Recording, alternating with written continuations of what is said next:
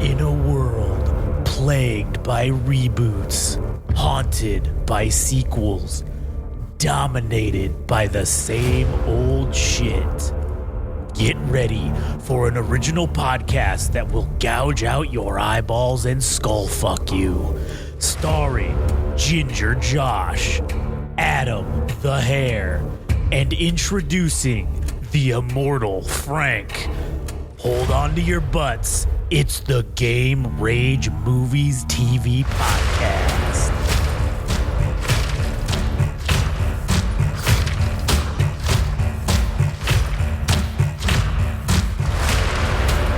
All right, here we are back again for Game Rage Movies and TV.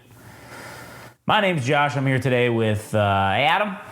Yes, greetings. Hello. And we are going to be doing the first episode of the next series since we finished The Bear. Now we're going to be doing Severance, which is on, Apple fucking TV? Yes. So we're going to be doing that series, and today's going to be episode 1. We're going to talk about that. Before we get into that, though, if you want to listen to our other stuff, you can go to GameRageMagazine.com.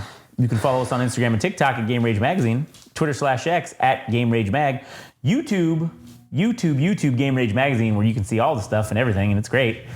If you like anime, you can go follow our good buddy Frank at anime_syndicate_podcast, and you can listen to the Anime Syndicate podcast. If you like music, you can follow Adam over here at All Gas No Trash Official on Instagram, and you can do yourself a favor and go listen to the All Gas No Trash podcast, where you can fucking comment on the types of headphones that we fucking have, or whatever nonsense you want to talk about, other than the actual music itself. Anyways, Severance. Indeed. Severance, the TV show. Interesting first episode. I wasn't expecting it to be 60 minutes long, or short of an hour, I think. But Yeah, it was just a little under, I think it was, the runtime. The second season's already out, just so I know. No, I don't think it's out yet. I think it's coming out in 2025. Oh, okay. Or end of this year, maybe. Let me look that up real quick while you're getting into it. Okay.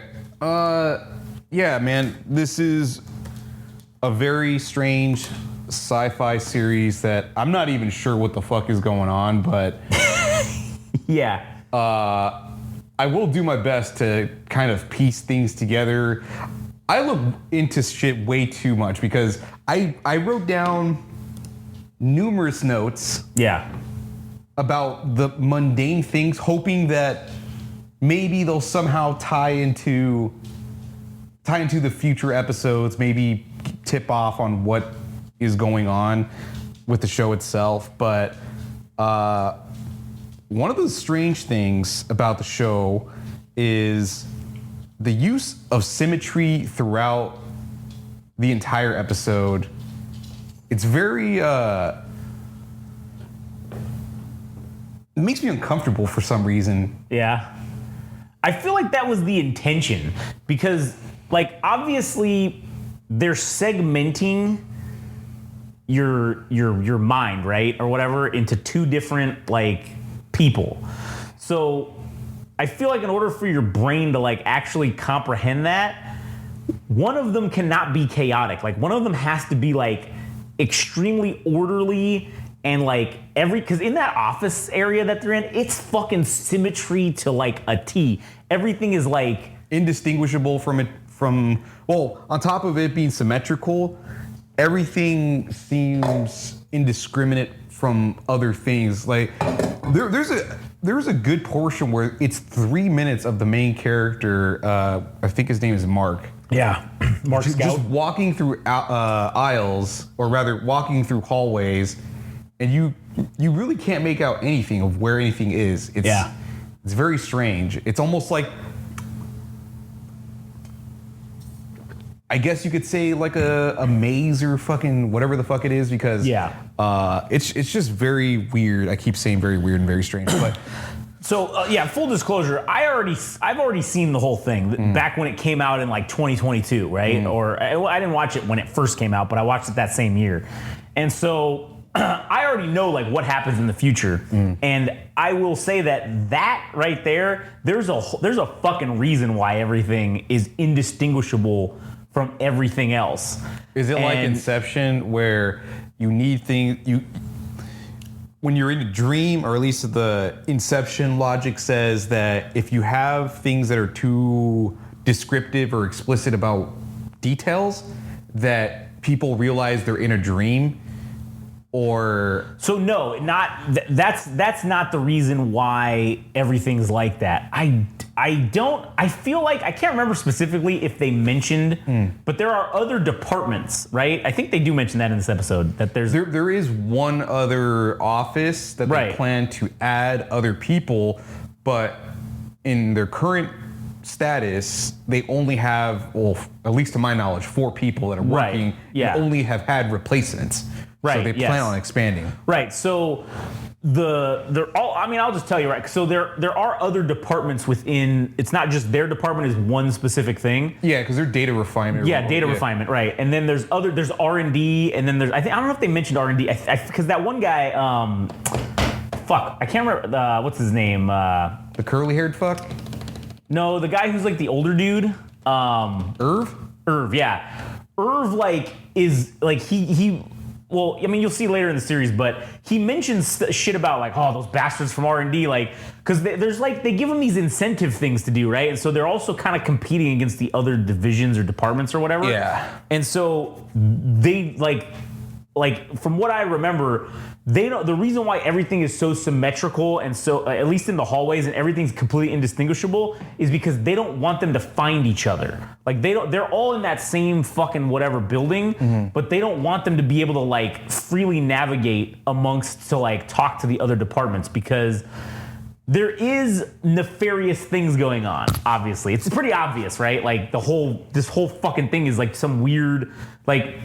Why wouldn't you want people to be disassociated and have a personality like where you could go and whatever it is they're doing? I mean, even their job, innocuous as it is, they're literally just sitting there like fucking sorting things on like an old like 1980s fucking green screen computer, right? Yeah. So that action is, you would think, okay, for like government work, like for classified shit, this would be perfect. It'd because be perfect, yeah. No secrets would ever get leaked because when these guys bounce out, they have no fucking idea they have no idea what the fuck they just did for the last 8 or 12 hours or however fucking long they're there for. Yeah. And it is correct, but yeah, that's the reason why at least the hallways, everything's like, cause like Irv talks about, I went to R&D one time, and he's like, it's like you got to go left, right. Like he memorized the fucking path of like how to get there. But it's disorienting because everything looks the same. It is. That's why, and that's the point of it. Is so you can't figure out where you're going. And so, so it's very interesting, that whole aspect of it. Yeah, and I do very much enjoy the environment of the world itself because it's just kind of mundane and there's a creepiness to the mundanity of it. And we have this character named Mark who we've been introduced to, who goes about, I mean, before we even get to his job of him walking through the door of Lumen, which is the company that he works for, he's losing his shit in his car. And then he walks in and goes about his day, changes his clothing, changes his watch. And one of the things that I picked up personally was that I don't remember if it was just me or my eyes were deceiving me, but I think the clocks were identical, or maybe they weren't, because somebody had made the comment, whether it was Irv or his coworker, the other guy, had said that time works differently here. Yeah. So they bring that up. So why have the two watches when they have identical times, but why mention that specific comment where time is... Yeah, it's because they're like alluding to something. But I mean, I don't remember exactly what that specific thing was. But I mean, I will say that the like reveals in this fucking series are fucking insane. Like you're like it's like, oh shit, like it does mind fuck you a little bit. Right. But anyways, And if I'm not mistaken, the episode opens with a woman on a table who is trying to figure out where she is coming into consciousness, and this voice comes through, and it's a survey, and if she wants to leave the room, she needs to comply with the survey itself. So then this person asks 4 or 5 questions, and she can't figure out who she is, where she's from. It's unknown basically for all the answers. So she basically got a perfect score, which qualified her to be removed from the meeting room setting that she was in. And there's like this interesting genre, I think, that has been becoming popular in horror. It's called liminal horror. It's like old shopping malls that are vacant, or old office spaces that have nothing in them.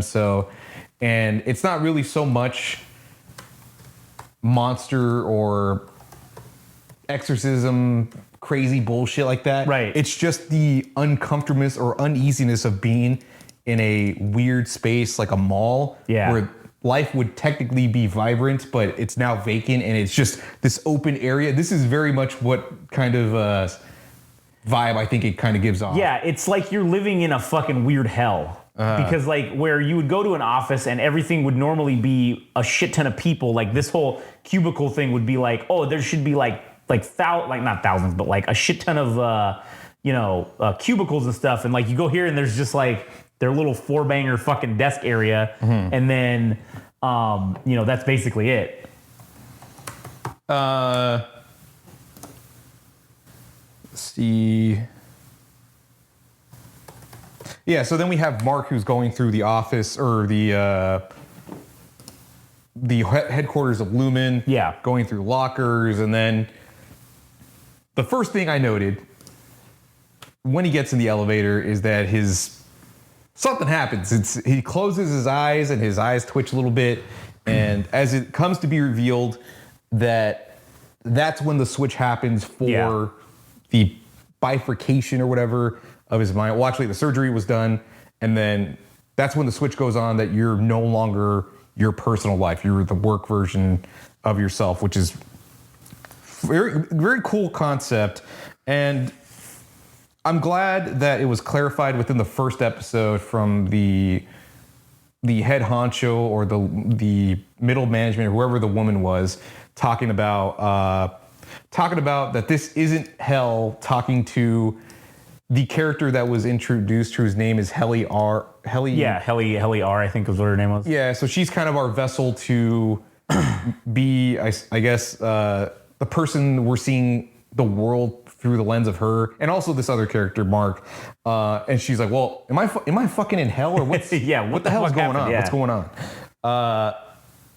And she makes it apparent that this isn't hell, but this was a commitment that you signed up for voluntarily. Yeah. And I don't remember all the coworkers' names or all the people that are in the setting, but there was this like black gentleman with curly hair that's kind of like I don't know if he's the AV guy or like the technician, but he's helping Mark, he's helping the other people set up some of their stuff, and he helps Helly realize that with the old, like the wheel carded fucking television in when you were in school. Yep. And they used to roll in, and he's like, "Oh, here's this instructional video of, or rather, this is your confession or interview of you applying for this job and voluntarily agreeing to do this. Yeah, agreeing to do this, which was cool. Let's see. So as I mentioned before, Lumen is the company that is where Mark and Helly R work at. And I like the irony of calling this company Lumen, which I think is a unit of measurement for light. Yeah. And they're doing potentially Darkness, shady shit. Yeah. And there's something interesting going on with speech. I don't know what it is, but there is quite a bit of sarcasm, and it's it's very strange the manner in which they speak. Yeah. And I don't know what's going on with the food when Mark meets up with his sister post him getting out of his job, and him getting out of his job, meeting up with his sister, going to this dinner, and there's no food. So I don't know if food is like a limited resource that exists within this reality or whatever the fuck it is. It's like halfway during the episode, we come to find out that the voice that was coming through the intercom was actually Mark doing the speech. So we get like a cold open, and then we are later revealed to see that Mark was the person that is the new person that does like the introduction to Lumen in the dark, or what is it, the deep archives as they say. Yeah. And that was pretty interesting because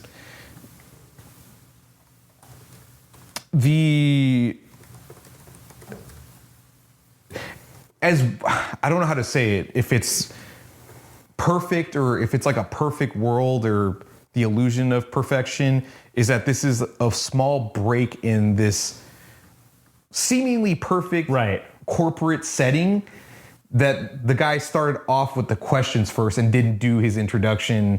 So it came across as strange, and even he mentions it or whatever. Right. And I'm kind of going all over the place, but it's fine. And then we're introduced we're introduced to all the characters. I can't remember the kind of the pudgy fellow that's sitting in the four desks that are arranged. There's Irv, who's the older gentleman, seasoned guy, I guess. He's the older gentleman, and the other guy, and they're having this conversation about this guy named Pete, who is seemingly the good buddy of Mark, and they have a good rapport with one another. And there was this joke that was made about, oh man, he's such a terrible father or something like that. He's like asking, he's like, oh, what are we having for dinner, kids, or something like that. Right. And that comes into play later in the episode. So within this fucking dinner that Mark goes to with his sister, they're having this conversation about food, which is very fucking strange because they're talking about food's not life, it's fuel or some shit like that. Yeah. And then the guy across the table from Mark is like, oh, Mark, you are now working at Lumen, and what's that like? What's it like to have your mind bifurcated or whatever? Yeah.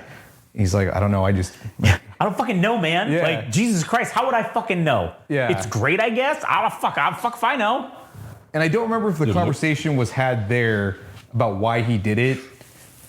I think it was said there that his wife passed away. Yeah, his wife died. And that's the whole reason that he did this, was because and you'll see that this is like a common theme amongst anybody who volunteers for this. It's because they're trying to escape some fucking horrific thing that happened, some tragic thing that they have, or some trauma, and they can't go on living. So then instead they basically get to, the town that they live in, it's literally subsidized. It's by the company. Like, the company owns everything. Yeah, I figured. I thought it was going to be, because there's a Simpsons episode of this guy, his name's Hank Scorpio, and he runs this company called Globex, and it turns out he's a Bond villain. And he owns all the housing, he owns the whole fucking city. Yeah. And I kind of got the idea because of how homogenous the city is with itself, which was disturbing to say the least.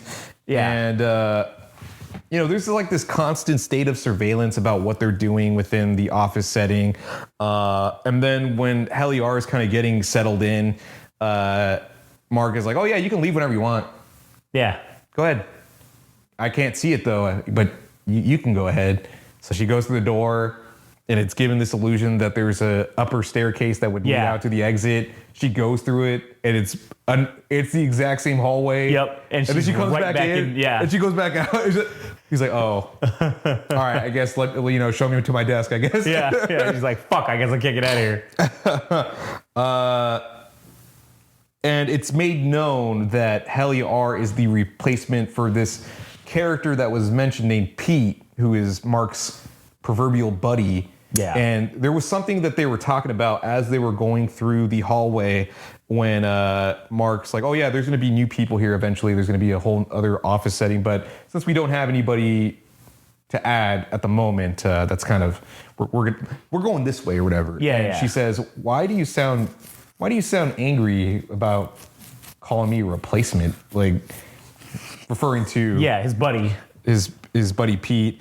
And then eventually we get to, well, this woman was introduced previously when Mark was promoted from his previous job to like data refinement or head of data refinement. Well, yeah, he was just a data refinement dude. Petey was the guy that was the actual head of, like, he was the head of the department or the supervisor, or I think they call it department head. I think that's what they actually call it. And is what they referred to it as. And so, yeah, now Mark is the department head, and she is replaced, because Mark replaced Petey as the department head because he's gone.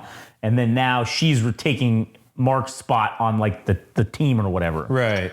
So we have Miss Corbell being introduced to Helly, and she's given this disc, which turns out to be her own confession or her own interview about her voluntarily applying for this job.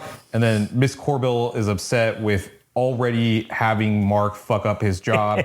And then there was this interesting quote that she made, because as it is revealed at the end of the episode with Miss Corbell being two different people, Miss Sivlig or something like that. Selvig, yeah. Selvig, and then her being Miss Corbell. Right. So we start off with a quote about hell, and she mentions that hell is a human's morbid imagination. Humans create the things that they imagine, which is kind of like it's like you think you're in hell because you created that reality within your own mind. Yeah. And then at the end of the episode, Miss Sevlig talks about how she hopes that what's Mark's real name in real life? It's just Mark, right? Yeah, his name is they're the same name. Yeah. She's like, oh, I hope you get you know how long it takes for an angel to to give it a blessing to you while you're sleeping? 8 hours. 8 hours. Yeah. So I don't know. It's just a weird dichotomy to have hell and heaven mentioned by the same fucking person. Right. And they're two different personalities, basically, which is fucking crazy. So they seemingly work a typical 9 to 5 hour job, or rather 9 to 5 hours, at least from what I can keep track of. Yeah. And then somewhere in the midst of this episode, post the dinner. Dylan, that's the guy's fucking name. Who? The other guy, the portly fellow. The portly fellow? Pudgy guy. Okay. He's Dylan. That's his name. Okay, yeah. So Lumen had given Mark a fucking dinner gift card for this place called Pips, and it is rather strange whether this is like a 1984 scenario where somebody that's actually trying to help you out is actually trying to sell you out, like this fucking this guy Pete who turns out to be the somebody that was removed from their job because he somehow got around the surgery for the severance procedure, and he's telling Mark like, hey, there's more nefarious reasons for why this whole department exists, like the deep archives, and you're in it. This whole surgery thing is a farce. Like, I don't know what's going on. Or he knows with some pieces, but we don't know what other shit he knows. But he's like, if you want to know more, you can meet me at, what was it? Some location. Yeah, wherever the fuck he told him to meet him at. Fuck, I don't know what else. I think that was kind of more or less the contents of the episode. Yeah. But pretty fucking decent episode. It is rather long, and I'm not saying that as a point against the show itself. It's just coming from the bear and expecting 30-minute episodes, things to go at a quick pace. This is more, the things breathe out as necessary. Yeah. And the interactions play out as long as they fucking need to get to some kind of clue or point across, which is appreciated, because this is going to be, I'm guessing, a very fucking dense series. So, oh yeah, it gets very dense for sure. I think I think this is kind of like the worst nightmare of a corporate setting about people. As you were saying, I kind of got the idea that might be the situation, that people are putting themselves in this fucking office setting with Mark having possible alcoholic problems, about his wife dying, and also his father being an alcoholic or whatever. Right. That it's been said, or rather, the typical coping mechanisms for people when somebody passes away or there's some type of tragedy is most people want to bury their work. So this is like the worst case scenario of doing something like that, where people are like, I just need to get through the day. How could I mindlessly do that working for a corporation that has seedy or nefarious means? And they're giving you the out because it's like you go in there and you just turn off. You just basically, from who you are outside, well, they call your innie and your outie. That's what they call them. That's what they refer to them as. Like a belly button? Yeah. And so like when you go and you turn to your innie, you basically, as soon as you walk in, it's like you wake up and walk out. Like it's like you just did it. Like it's like you just walked through a door and you were not around for the last 8 hours basically, or however long you're there. So, basically. I'm not going to the bathroom. I'm just going to get a tissue. All right. So basically, this is a really good fucking show, and it is it's dense, I guess, in terms of like the clue. Like you're trying to find out clues. You're trying to find out what's going on, and they do a good job of pacing the episodes because they're not all an hour long. Like some of them are 40 minutes, or ish around there. Okay, I don't know if I'm crazy because I look into shit too much, but in certain scenes, there was letters that were just B shots or whatever. And I don't know if they actually mean anything or not, because there was a top-down shot of the letter C. And then when they had a shot of Lumen's headquarters outside, it looked like there was a W. So I don't know if eventually it's going to spell out a word or if it goes that far. I don't know if I remember that specifically, but who knows? Maybe. I mean, because I don't remember everything that fucking happened. So I do like that character Pete. He's like, damn, your voice is different out here. Yeah. I don't know if I like it. That's funny. But yeah, basically, I was going to say season 2 starts in January 17th of 2025. Oh, cool. So, and then it looks like they come out weekly.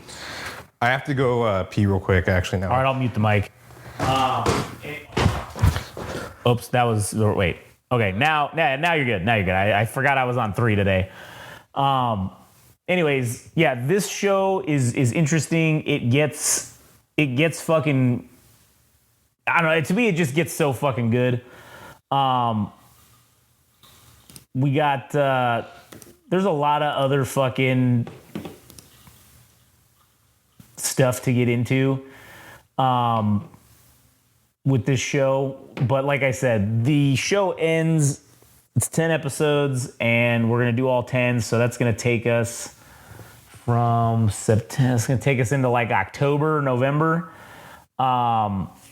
So there will probably be another show that we're going to do in between this and season 2. But we're going to do season 2 as it comes up and as it happens.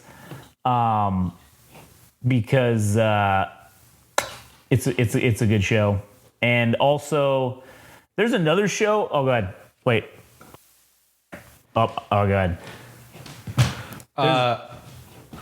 Well, finish your thought. No, go ahead. I was done. So does this come into play later for Miss Corbell and / Miss Selvig or whatever her name is? Is it exclusive to her, or does Mark have it too because of the surgery that they have memory lapses? So there's a thing where it's I don't know if it's because of the surgery, if I don't remember exactly. But I do think that there was something with that was a sign that it's not wearing off, but there's something wrong with it. And so that's what because that's what happened to Petey or whatever. His shit fucked up. It's like that Order 66 chip in fucking Star Wars where the only reason they found out was because one of the guys that was in there was malfunctioning. They didn't even know they had it. Yeah. So it was the only reason that they found out. And so so the other guys were able to like take their chips out, so they didn't have to fucking do Order 66. Yeah, because she's one of the things that was persistent within this episode was that Miss Selvig or Sevlig was mixing up the days and when to take out the garbage and all this shit, and he forgot this dinner, and I'm sure that's going to play into later. It's like something, and like I said, because the town is owned by like the company, it does. I don't remember if it's explicitly said, but like it's like they are watching. They know where you're at all times. Like they can see what you're doing at all times, basically, because you have this fucking thing in your head. Yeah. So it is 1984-ish for sure. I hope fucking Pete isn't the guy that's like selling him fucking out, like, because he's like, I have all this information. We could overtake, or we could take out fucking Lumen from the inside, man. And then we see Mark ending up in a cage with rats. Yeah, eating his face. Yeah. Yeah, I can't stop thinking about that scene where Pete's like, I don't like your voice here. And then Mark within the office setting of Severance, or the Lumen's office, the underground portion. Yeah. He has like this very calm telemarketer fucking voice. Yeah, it's crazy. It's a cool show. It's a good show. Hopefully, are all the episodes like roughly the same? They were between 40 and 57 minutes. So some of them are only 40. Some of them are, I think they're generally around like 50-ish, somewhere around that. Okay, all right. Good time though. So yeah, no, they're good. So anyways, and then I was saying season 2 comes out on January 2025. So those are going to be weekly, so we can watch those as they come out and shit. So that'll be fun. And then I don't know, because this is what, 10 episodes. So I don't know what this will take us to, like. It's 9. So let's take us to like October, November-ish, end of October, beginning of November. Yeah, it's also entirely possible, or maybe it's not, because I thought maybe the thing we can do post this series is maybe watch the Batman animated series. Or I was even thinking like, I don't want to watch superhero stuff, but there was the Watchmen series on HBO that was pretty fucking sweet. We could watch that. That'd be sweet, because that was only like what? 8 episodes. Yeah, so that'll get us like right up to that point when the 17th when it comes out. Yeah. Fuck, I'm down, because that was a good show, and I haven't seen it since it came out. So. Oh, you already saw it. Oh, I've seen it. Yeah, it was really good. Forget it. Why? Who cares? Well, we did The Bear, which was a show that you had seen before. We're doing this one that I've seen before. Now we do one that we've both seen before and get to watch it again. Yeah. Fuck it, let's do it. That was a good show. Because that guy, I forgot his name, the weird... He's like Paul Giamatti. He shows up in a bunch of small roles, but he ends up being probably like the standout character for the series or even movies. The guy that plays Looking Glass. Oh, yeah. What the fuck's that guy's name? I don't remember. I don't know, but I should look it up just so we know. Well, in any case, I guess we'll see you all next week, and hopefully Mark doesn't fucking end up in a fucking ditch or getting sold out by his seemingly fake buddy. Oh, he might. Who knows? I guess we'll just have to tune in to find out. Anyways, if you want to listen to our other stuff, go to GameRageMagazine.com. You can follow us on Instagram and TikTok, Game Rage Magazine, Twitter/X at Game Rage Mag, YouTube, Game Rage Magazine. You can also follow Adam at All Gas No Trash Official on Instagram, and you can go listen to the All Gas No Trash music podcast. Additionally, if you like anime and or manga, you can go listen to the mangas. The mangas? The mangas. Mangas. The animes and the mangas. It's got the both. It's got you can't have one without the other. I mean, they're basically intertwined. You'll listen to the Anime Syndicate podcast and listen to or follow Frank at anime_syndicate_podcast. All right, that's it. Catch you guys on the next one. Oh, hey there, buddy. It's me, 1930s announcer guy, here to congratulate you on making it through this episode. As our heroes are getting in their jalopies and riding off into the literal sunset, they wanted me to tell you thanks for listening to their radio broadcast, and should you be so kind as to follow them on some fancy schmancy radio station publication called Instagram and TikTok at Game Range Magazine, and on some other thing called Twitter/X at Game Rage Mag. Also, they wanted me to inform you and ask if you could be so kind again as to visit something called a website at www.GameRageMagazine.com. I don't know what that is, buddy, but you should probably go do those things. And, don't forget to tune in next time to the Game Rage Movies and TV radio broadcast.